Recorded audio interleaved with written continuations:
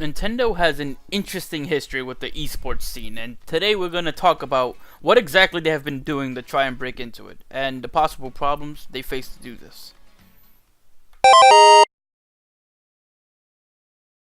Recently, Nintendo has paid pretty close attention to the esports scene with how they've treated their recent games and with the creation of the Nintendo vs. Twitter account, an account that exists specifically to report on tournaments from any of their games.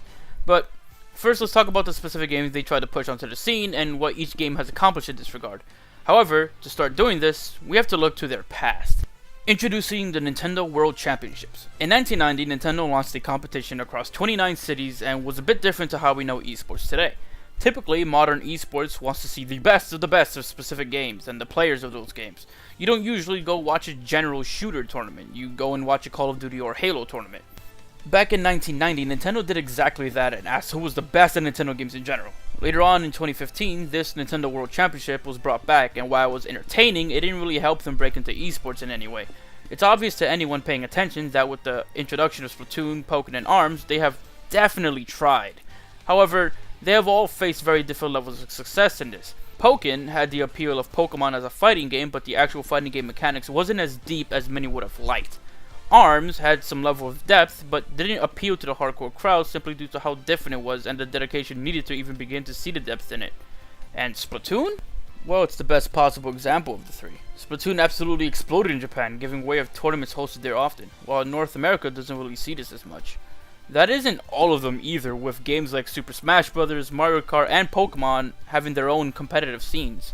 The games with the most successful competitive scenes are Pokemon Smash and Splatoon. Now, why is that? Well, I have a theory.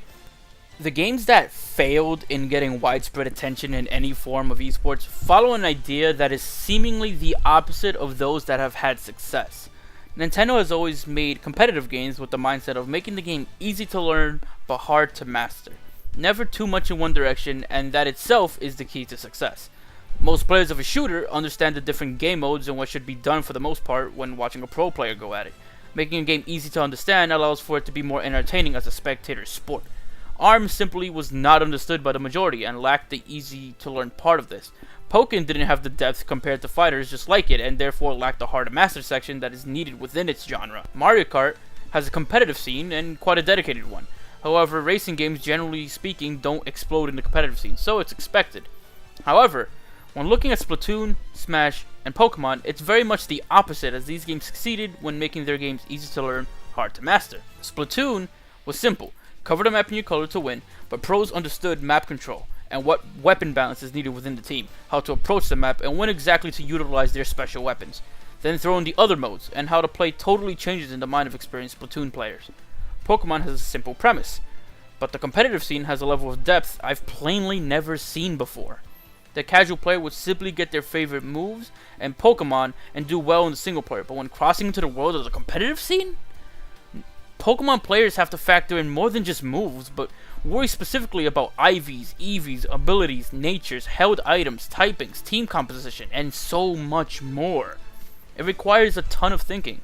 Smash, being the most successful of the three, is the embodiment of this very design mindset. It's easy to play Smash, however the game is deceptively deep and a pro player can completely annihilate someone who hasn't mastered the game. I believe this is how they can succeed. Many fighting games focus on the esports team, and thus we have a large section of people out there who simply mash buttons because it just isn't as easy to learn to play the game as some others. Shooters don't seem to have this issue, as pointing a gun and shooting is easy to understand. Nintendo has this mindset simply because they have to sell the game to two totally different audiences, and thus becomes a challenge. The game needs to be simple enough that many people feel comfortable to jump in regardless of skill, but not lacking depth so that the esports scene can adopt this game and help it in the long term. It's easy to make a game that appeals to everyone that can in theory be competitive, like a Wii Sports or a Mario Party game, and the same can be said for the opposite. I do still think Nintendo should continue to host the Nintendo World Championships and maybe make it a yearly event, but Nintendo's push into esports is interesting to say the least. Alright guys, that's about it for this video. Let me know what you think. I'm always open to discussion. What do you think about Nintendo's track record in the esports scene? Do you care about this in any way? Let me know in the comments below, and I'll see you in the next video. Later.